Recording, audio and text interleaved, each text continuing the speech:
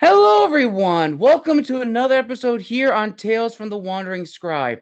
I am your host, Gabriel Garcia, otherwise known as the Wandering Quill and the Wandering Scribe. And welcome to our first historian's interview for the month of April. Now, my guest today is the founder and content producer at American History Gazette. My guest has dedicated his career to exploring America's history's vast and intricate realms. His podcast and YouTube channel delves into the pivotal events and influential figures shaping the United States. His mission is to engage and captivate the audience by bringing in experts who share their passion and in depth knowledge about different historical narratives. At American History Gazette, my guest believes in making history accessible and exciting for everyone. They're always open to collaborate with fellow historians and researchers, aiming to amplify their insights into a broad audience. And to tell us more about that and their own personal experience with history, let's give a huge warm welcome to today's guest, Jake Suggs. Jake, thank you so much for joining us today. Thank you so much for having me. This is my first time being a guest on a podcast, so I'm very excited. Awesome, awesome. Well, we're glad to have you here, Jake. Now, what more can you tell us about your background in history as well as your podcast, the History Gazette? So I've always been fascinated in history, especially American history. I'm a very patriotic guy, as I'm sure you can tell by my Mm-hmm. background here. So I started this little Instagram page called American History Gazette just as a little side hobby. And once you start something, you start small and ideas kind of come and you get bigger and bigger ideas. And I said, why don't I try a YouTube channel? So I made a YouTube video, a documentary about the Declaration of Independence. I was very proud of it. And then I was like, I could start a podcast and I could use LinkedIn as the vehicle to get guests. And it's kind of snowballed from there. And now I post a podcast episode every week with, a best-selling author, expert historians, sometimes combat veterans, which is really cool. Ooh, all right. Yeah, and then I also post a more bite-sized video about just something I'm interested in. Really, usually around 10 minutes. I post those two videos a week. Fascinating.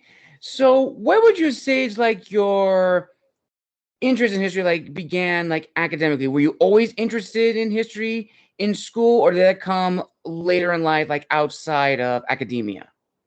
It's really always been there. I grew up always patriotic. As a kid, I wanted to be a Navy SEAL.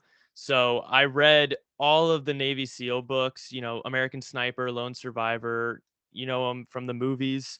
But I read all Mm-hmm. those and I was always interested in American history and the American history classes and, middle school and high school. I was always the only one paying attention. Um, and then after high school is really when I started picking up history books on my own and started reading through those. And I just became enamored by it. I remember kind of a big turning point was in eighth grade.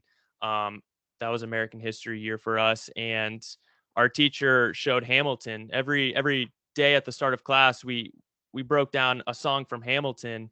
And Ooh, okay. to this day, I mean, songs from Hamilton are still stuck in my head. So I think Hamilton was a big one. And then after high school, I just started picking up history books on my own and trying to expand my knowledge on American history.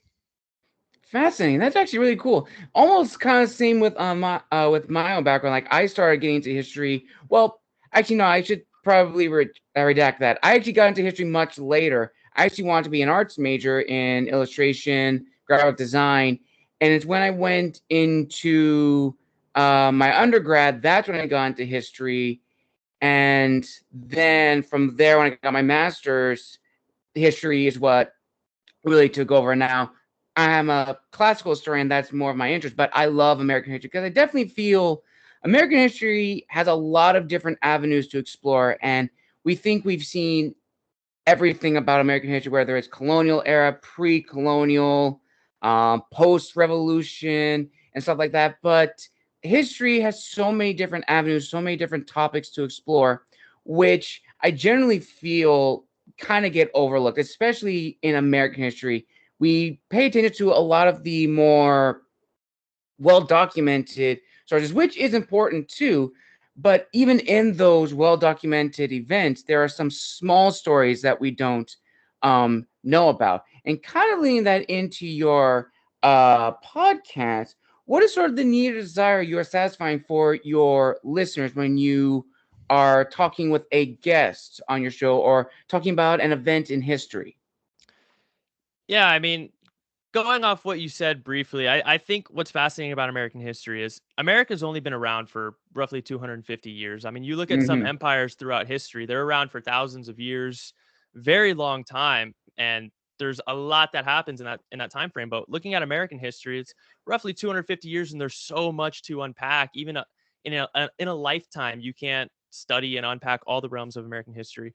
But when it comes to the podcast, I think my main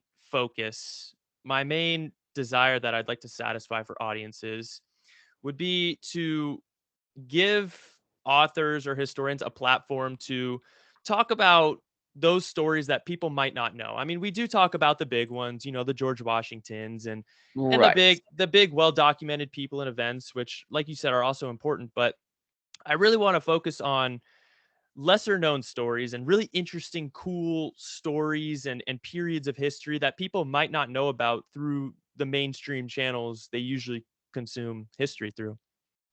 I definitely agree. And kind of leading into that as a small tangent, what's probably been the one episode that you yourself found interesting because it was a topic or discussion that you did not know about? And as an add to that, you feel that it should be talked about more. That's a good question. One that pops up straight away is I had on a Vietnam veteran. He was a special Oh, okay. he was a special ops leader in Vietnam, and he's currently writing a memoir. I'm pretty sure it's finished. It should be publishing soon, but his stories were unlike anything you would believe in. He was adamant about, the lies and corruption and deception behind the Vietnam War on the American political side of things.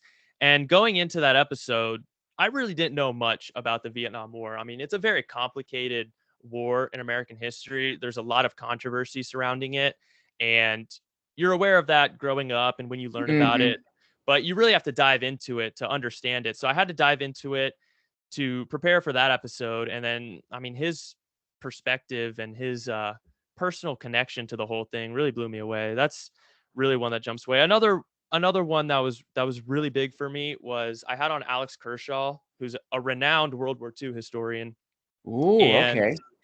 he wrote a book. I mean, he's written many bestsellers, but I had him on for his book, The Liberator, which was actually adapted into a Netflix series. So that was a really huge episode for me. It was about Felix Sparks. He was a World War II officer, and he basically had this 500-day odyssey across Europe in World War II. A lot of the guys you think of in Europe in World War II, they kind of landed at Normandy in June of 44, and then the war was over in April, May of 45. So they were there for less than a year. I mean, it was an awful year, Right. but the guys who landed at Sicily in 1943, they were there for almost 2 years, and Felix Sparks was Hmm. one of those guys. He lost his entire company of 200 men at Anzio. He lost his entire battalion of 800 men at the Battle of Reipertswiller, and his story was just absolutely incredible. So that was also probably my best episode. Nice. And I love that you bring up World War II in Vietnam because I definitely think in those like two major wars that the United States was in, there's a lot of other stories that we really don't know about. Like for World War II specifically, we think we've touched every avenue, but there's so much more to explore. Like on my show year or two ago, I actually had a guest who interviewed one of the at the time one of the last surviving brothers, the Beletsky brothers, whose story was adapted into the film Defiance with Daniel Craig and Liev Schreiber.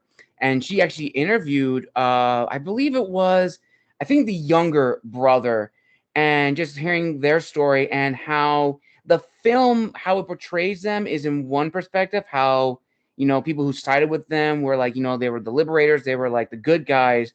But in his own words, they were not seen as good guys. They were seen as very, very dangerous people to those that sided with the Germans, sometimes because they didn't have a choice. and they were extremists, they were terrorists to those people. And it's a very interesting dual perspective to see.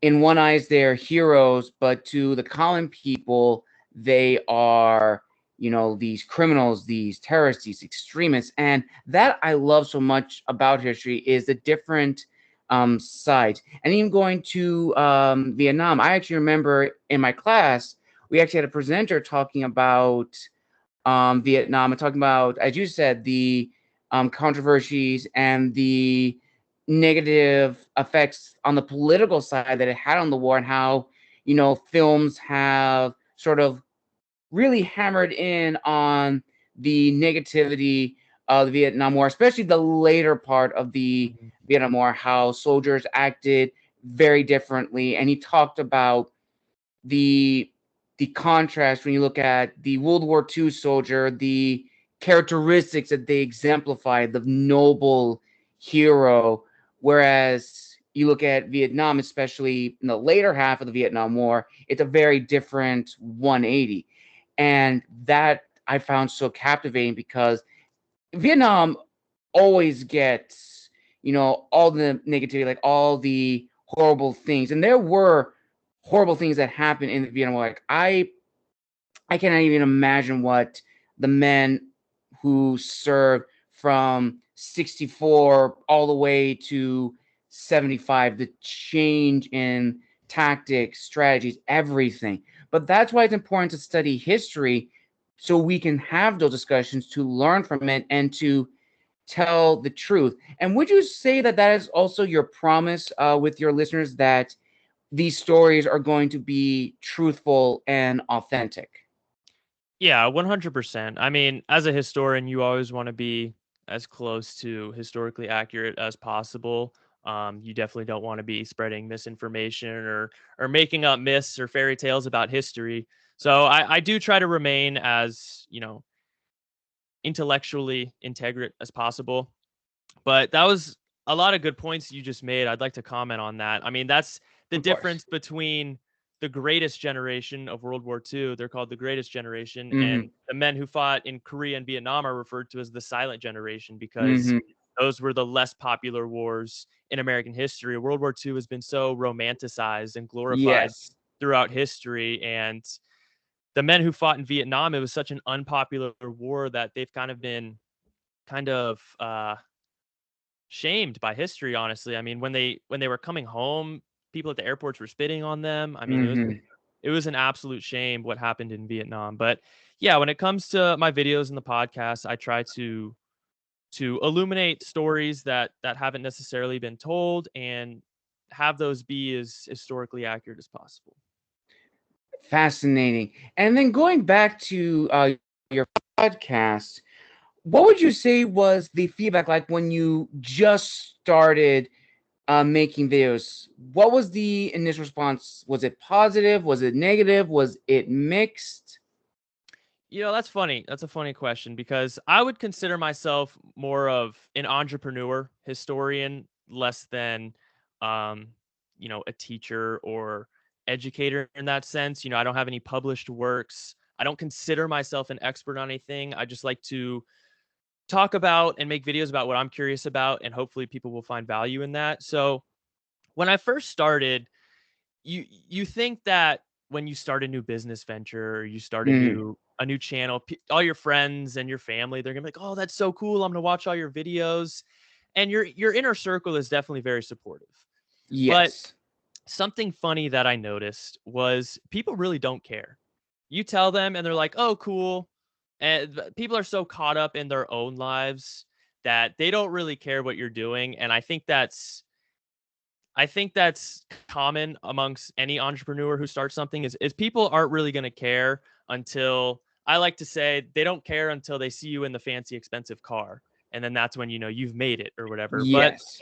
when it comes to the audience, I think that the feedback has been pretty good. I think I've grown at a pretty good pace. I mean, I started my Instagram page in July of last year, and I started the YouTube channel in October, and I'm currently sitting at about 2,300 subscribers.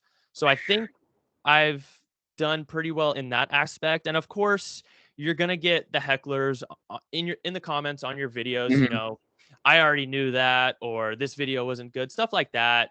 And to me, that's just good because you're commenting, you're boosting my engagement. So I'm all here for it. But the negativity you just have to shake off. But there have been people who have commented very positive things. You know, thank you for making this. You deserve such a bigger community, things like that. So I think overall, from an audience perspective, the feedback's been pretty good. That's actually really great. That's actually really good. And actually glad you actually brought up, the comments on YouTube, because especially as I've seen, and I'm probably sure you've seen, Jake, that history on YouTube is a very, very like niche category. There's like people that specialize in alternate history that make videos. Some of them like shout outs to or name drops to like the armchair historian who makes his videos. You even have those who detail like lesser known aspects of history, which one episode I'm on name drop is Samurai versus Conquistadors. Forgot the actual brothers who actually made that video, but that's actually a really good one. But history is, especially on YouTube, it's a very, very niche category. And it kind of is, and you'll probably agree, it's like a very lonely venture because you're putting all the work into it. You're putting your heart and soul into something that you're passionate about.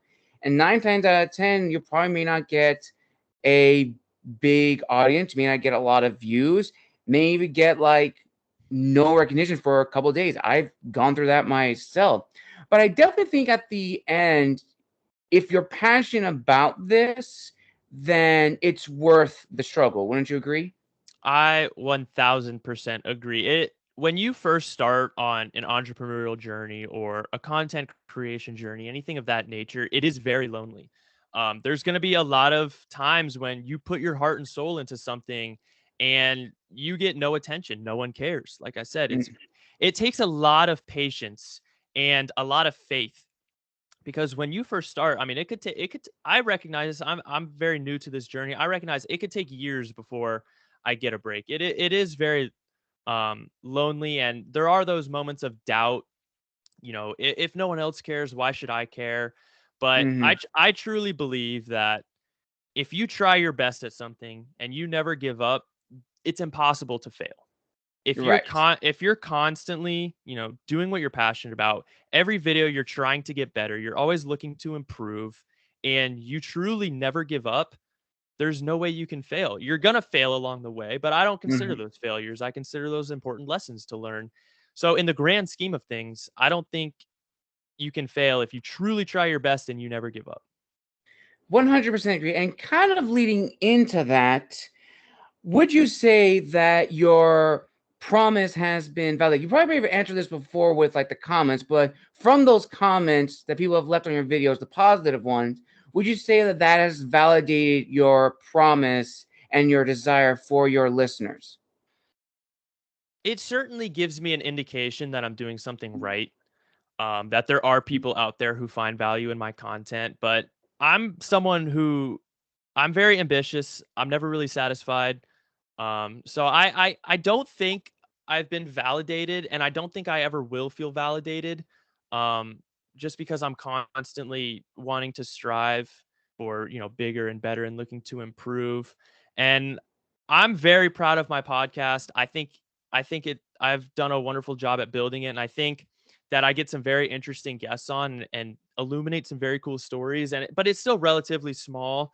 So I'd like to build that audience. And aside from the podcast, my main dream, my main focus of what I want to achieve is I want to travel the country. I want to be able to travel. That's like my favorite thing to do. Mhm. So I want to be able to travel around the country and around the world and show my audience these places um that they might never be able to visit. I want to go visit them, make videos about them, and show these to the audience and, you know, talk about the history of it all. And Right.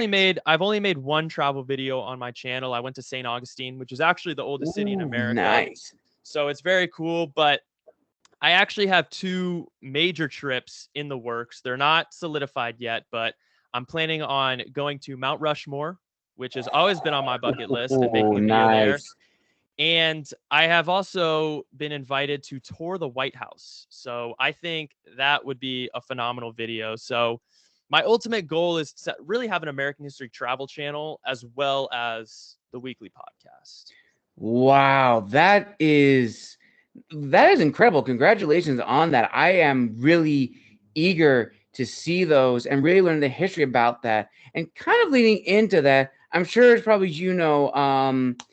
Jake, in like the world of like social media and internet, you probably may have seen these snippets or like one shots of like history that talk about history, but definitely maybe on the side of misinformation because either they are either ignorant to the sources or they're talking about history from a position that's not entirely accurate. And for me, that just irks me because I always feel that if you're going to talk about history, you have to be truthful. If you're talking about a dark period of history, you have to talk about it. You can't sugarcoat it. Mm-hmm. And it just bothers me immensely. And that is also why I love having guests on my show, especially historians, to talk about history and discuss this. So, on that line, so Jake, what would you say is like probably like the main motivator or one of the many motivators that you pursue history, while you study history, while you talk about history in a digital age where history is accessible, but it's also susceptible to misinformation and false narratives?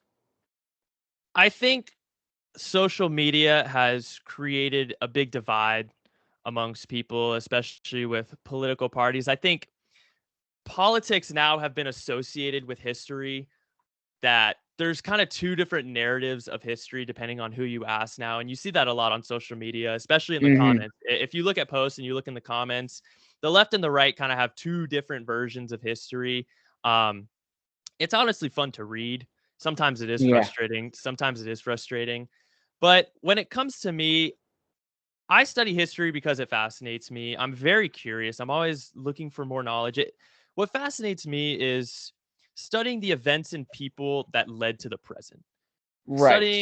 Studying all the events that took place in order for, the world to be how it is today. A lot of people like to say, study the past, understand the present, conceptualize the future. So I guess that's why I study history, but motivation, I don't like that word. And a lot of people are going to say, "What do you mean?" And I'll explain why. Motivation is fleeting. When you when you are committed to something, you're say take the gym for example. It's a perfect Mm-hmm. example. You are not motivated to go to the gym every day. I'm maybe motivated to go to the gym 20% of the time, but you go to the gym because that's what you're supposed to be doing. That's discipline.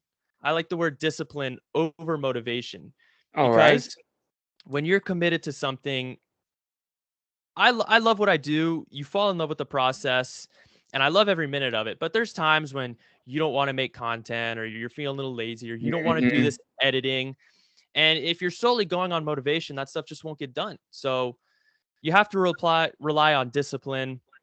But when it comes to studying history, yeah, just studying the events and people that came before me in order to get here is just so fascinating to me.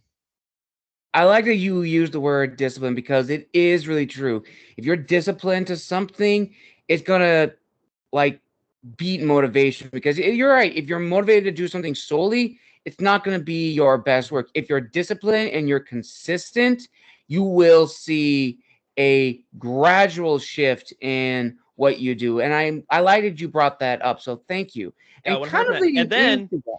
people are going to call you an overnight success, even though it was Yes, discipline and consistency over years and hard work that they didn't see. Then they see the fancy car, and then you're an overnight success.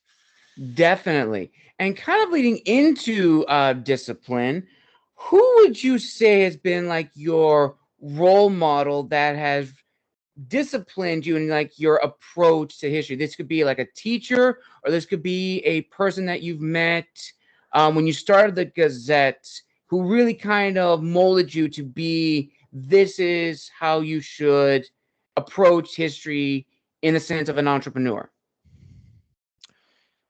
From a history standpoint, I guess I look at Dan Snow. I don't know if you're familiar with Dan Snow, but he's the founder of History Hit, which is Yes. a massive history media company.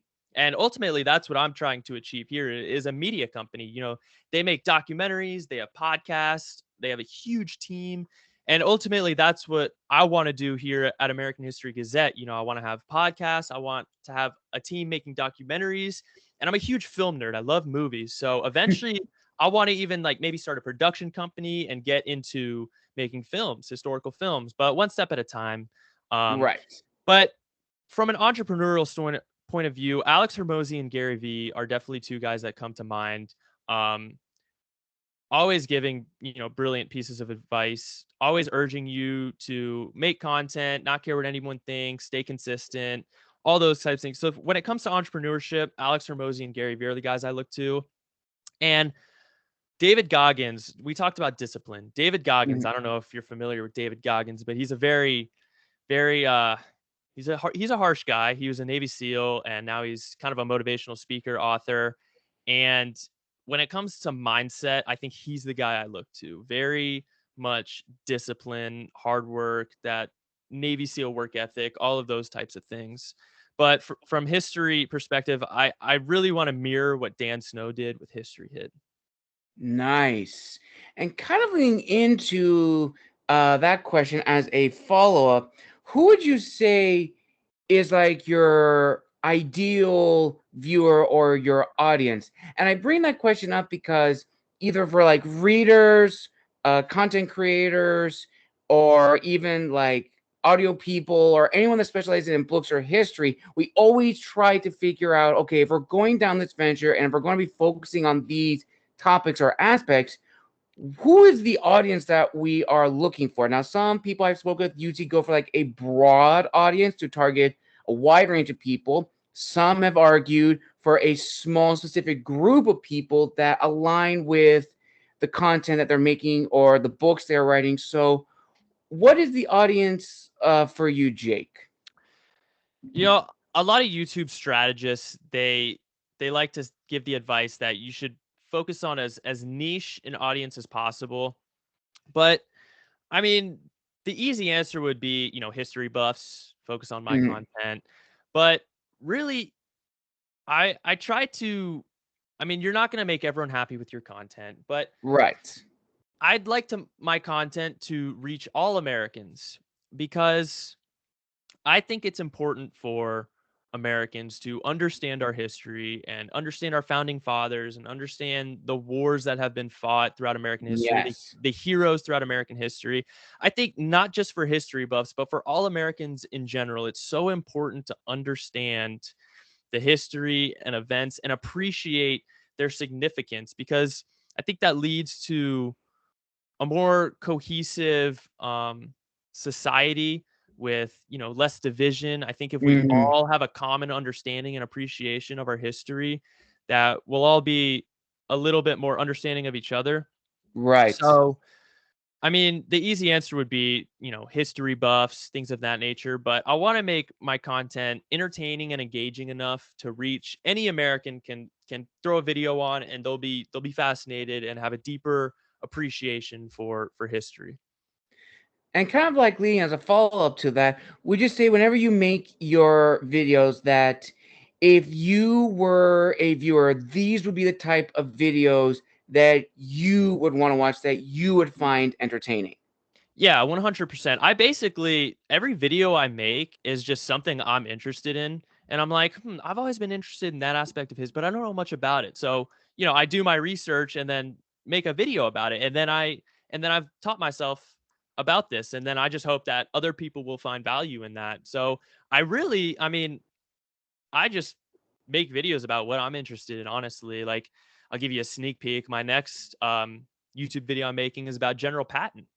And Ooh, all right. he's such an interesting, fascinating character, and everyone knows him as this, flamboyant, crazy guy leading from the front lines. But I really want to understand, some of the cooler stories that I might not know about, or some of the interesting aspects of his background or his character. So just stuff like that, really just stuff I'm interested in. And yeah, I mean, that's a great point you make. Stuff that as a content creator, you want to make content that you would like watching. So I try to Yes. do that. And I definitely also think if you make the stuff that you definitely enjoy, your viewer will probably definitely get the same enjoyment. I'm pretty sure you agree with this, Jake, that if you see the type of video quality and how like the person like presents itself, you can tell there's like a disconnect. Like they're just making it just to fill a trend or something that's important. And actually, kind of leading along the lines of that, I'm gonna try to make this question: do you feel that for history content creators, it is a bad thing or kind of like a dangerous thing to make videos that are tied to a specific historical trend or something that's happening in history, in the sense that, oh, this historical topic is being important, or this historical movie which brought about a discussion that no one's talking about, and everyone's just trying to make content on the same lines, almost like an author who is trying to be, oh, this huge fantasy book is now coming out, trying to be the next either J.K. Rowling or George R.R. Martin. Do you feel that as a content creator, that is kind of like a bad thing in the sense we shouldn't make videos, historical videos in this example, to fit like a trend which may not last for a long time? No, I honestly don't think so. I mean, it is a slippery slope when it comes to making videos about trends. I mean, Mm-hmm. the audience is going to feel your inauthenticity. I think authenticity is the most important virtue to have as a content creator, because Right. audiences can see right through it. And there was actually a study done. I don't know the details of the study, but they tested the most powerful wavelength that humans can feel, and even more powerful than love, the wavelength of authenticity was the most Okay. powerful, wavelength or whatever that humans could feel. So humans are very keen at sniffing out inauthenticity. So I'd like to say that, yeah, authenticity is the most important. But when it comes to trends, I think trends can be, there's pros and cons. Take Masters of the Year, for example. Masters of the Year Right. just came out, and you could hop on that trend and make videos about, the real history behind the show, and the true story about the actual guys. And I think there's a lot of value there. I think Mhm. that's something people want to see. But bombarding, events that are trendy, especially like current events, I think Yes. can lead you a little more into clickbaity, political, trendy area. Mhm. But I do really enjoy the content about, the real history behind movies or shows or that kind of stuff, Right. especially when they come out. So I guess it's a slippery slope. It depends how you approach it and your intention. Um, but yeah, I'm not against the trendy content, but I'm definitely not for building your entire reputation on trendy current events. I don't like that for sure. I definitely agree, and I've seen like a whole bunch of stuff like that. But I've also seen, as you've mentioned, like really, really good, well detailed, well narrated Mhm. stories about the real history behind Master of the Air or real history behind other aspects of history, which I generally love, and I definitely find enjoyment from. And I kind of do take little inspirations from them whenever I write like either a story or a short story, because I love writing about history. And you actually did bring this up too in what you hope to do for the future for American History Gazette. You want to do like filmmaking Mhm. and stuff like that. So if you had to, down the line, either a decade from now or 2 decades from now, what is like a passion project within the History Gazette that you want to bring to fruition? Man, that's such a good question. I've never really thought about a specific project that I have in mind. My favorite aspect of American history is the American Revolution. So I Mm-hmm. think maybe like a spy thriller from the American Revolution Ooh, would be okay. cool to kind of illuminate the Culper spy ring, which a lot of people don't know about. But Mm-hmm.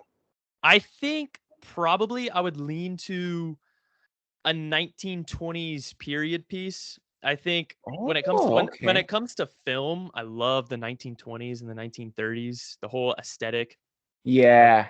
the vibe. Like There Will Be Blood, those kinds of movies, that era, early 1900s, I really love when it comes to film.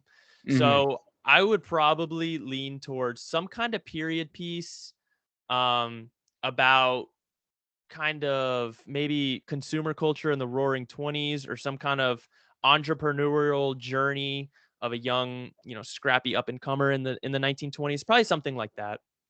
Nice, very, very nice.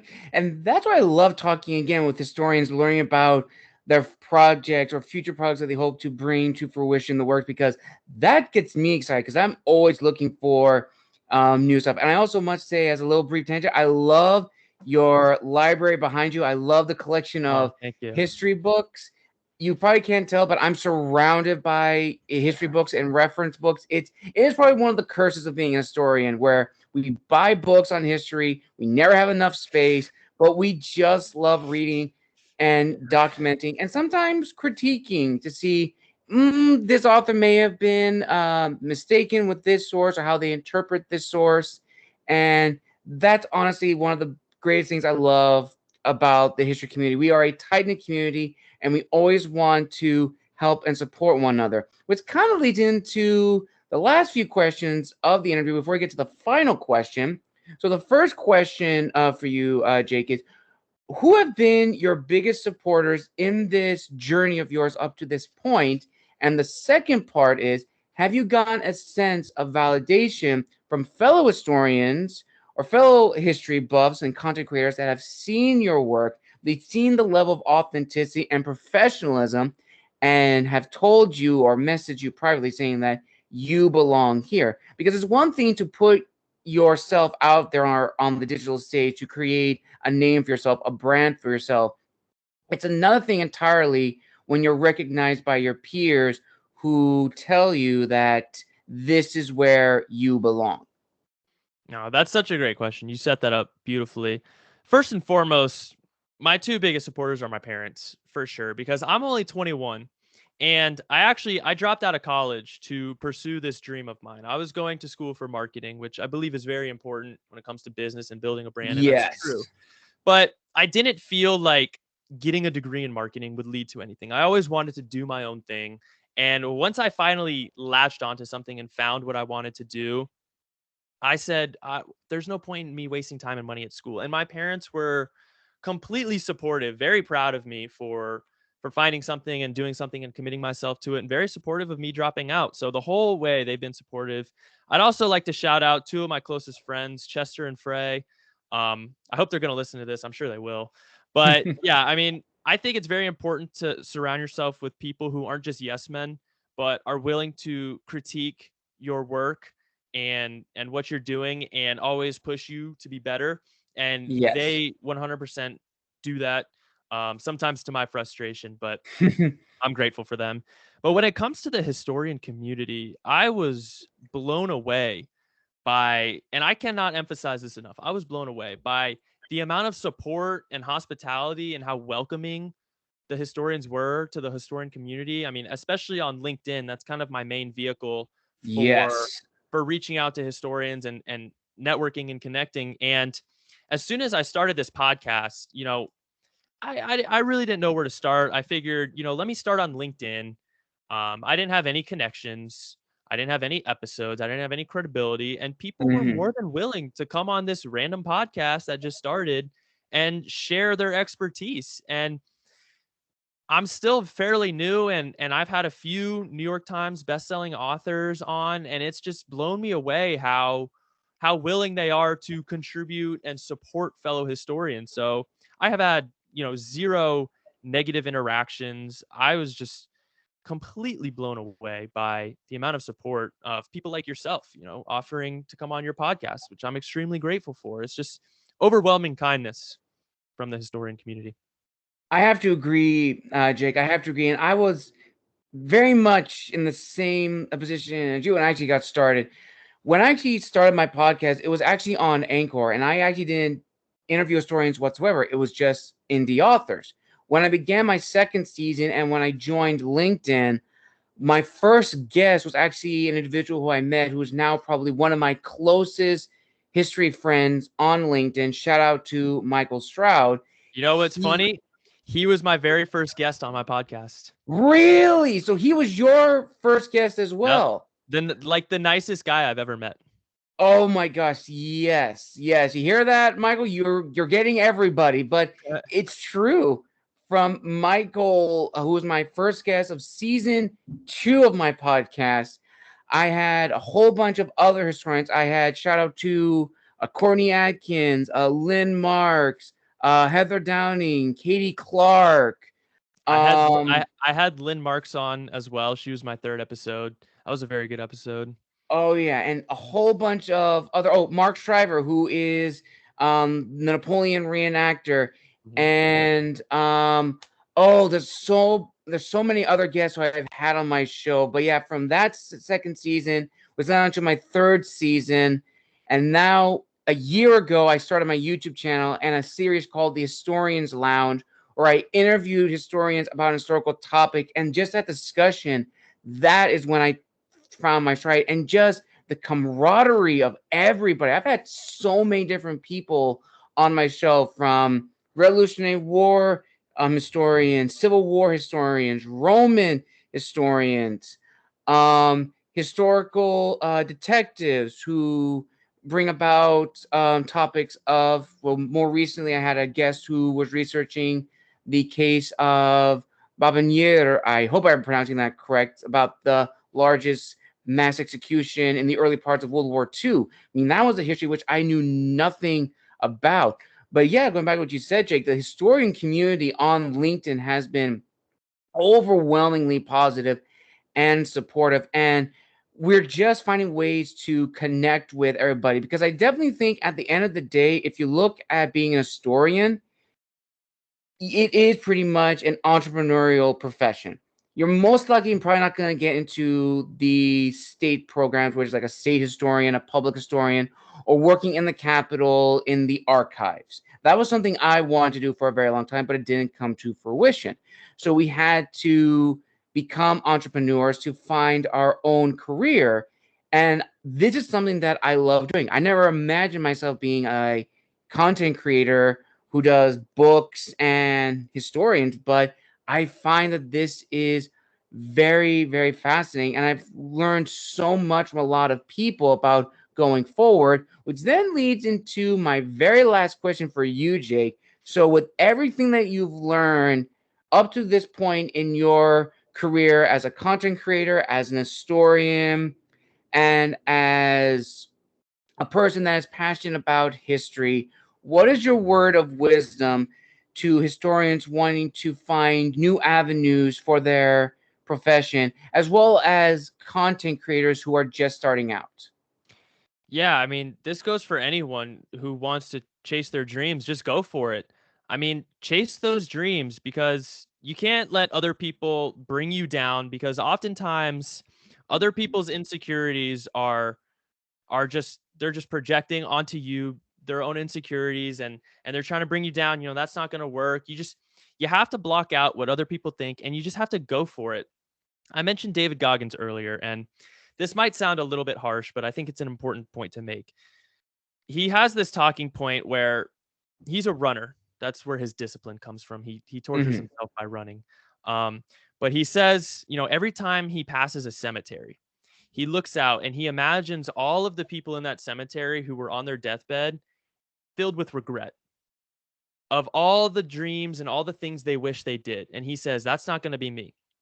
And that's kind of a piece of advice that I would like to offer people. I mean, you don't want to look back on your life and say, I wish I did that, or I wish I did that, because the pain of regret is worse than the pain of discipline. If you just go for it, it's going to be difficult. I'm not going to lie to you. I'm Mm-hmm. going to be transparent. It's going to be difficult. But if you fall in love with the process and you fall in love with what you're doing, and you don't get caught up in the results, you don't get caught up in your bank account and the fancy car and how many followers and views you're getting, you truly enjoy the work you're doing day to day, and you just don't give up on that, you will succeed. So just, you don't have to go to college for something you don't want to learn because your parents told you. You don't have to go get that crappy job that you don't want to work at, especially if you're young. I mean, anyone under 30 is young. Even Mm-hmm. even in your 30s, you're still young. Just Yeah. just just go for it. You know what I mean? There's nothing stopping you. We live in the freest country in the world. We live in the greatest country in the world. There's so much opportunity here, especially now with content creation and social media and everything online, the opportunities are endless. So, I mean, if you like rocks, just start a channel, start an Instagram page talking about rocks. And it can be anything. There's so much opportunity. There's so many niche communities out there. So just start and start now. Stop overthinking. It doesn't have to be perfect. To quote General Patton, I learned this in my preparation for my video. I love this quote. A good plan violently executed now is better than a perfect plan next week. So just start. Just start. I love that. Start small. It's not going to be perfect. It's not going to be professional, but you will get better if you fall in love with the process and you enjoy what you're doing and you look to improve constantly. You will get better, and then bigger ideas will come. People think that the $1 million idea is just going to come to them and then they're going to start. But just start small, start with nothing, and those ideas will come in due time. You just have to be patient and consistent and disciplined. Yeah. I absolutely love that. And I think that is a perfect way to end this incredible interview. Thank you all listeners for joining us today for this amazing historians interview. Again, I want to thank our guest, Jake, for joining us today. Jake, thank you so much for joining the show and just being a awesome guest on the show. No, man. Thank you so much. This is a wonderful program you have going on. I hope you keep it up, giving other historians a platform to talk about themselves. I mean, who doesn't love talking about themselves? You mentioned the historian community on LinkedIn being so welcoming. That's because of people like yourself who offer other historians a platform to talk about their work and talk about themselves. So thank you so much, man. I really appreciated it. You're welcome, Jake. You're welcome. And speaking of their own work, Jake, where can people find and engage with you? They want to know more about the American History Gazette, where to follow you, social media. Where can people connect with you? So the best place is YouTube. I post my video podcast every Tuesday night, every week, and then I post, like I said, a more bite-sized video about something cool or interesting on Friday night. So YouTube would be the best place to find me. I also post on this day in American history, reels or shorts or whatever you want to call them, every single day on all the platforms. Instagram, TikTok, Facebook, YouTube Shorts. And then if you're a gym person or a listen to a podcast in the car type of person, I do also post my podcast on Spotify. So those are all just under American History Gazette. And that's it. Yeah. Awesome. I'll be providing all those links down below to make sure you all follow Jake and give him a huge follow, huge support. Again, I want to thank him for joining us today and providing his insight and promoting his podcast, the American History Gazette. And thank you all for joining us for another wonderful episode. Be sure to look out for the next two coming out later this week. And until next time, this has been the Wandering Scribe and the Wandering Quill signing out. And we will see you all in the next episode coming soon.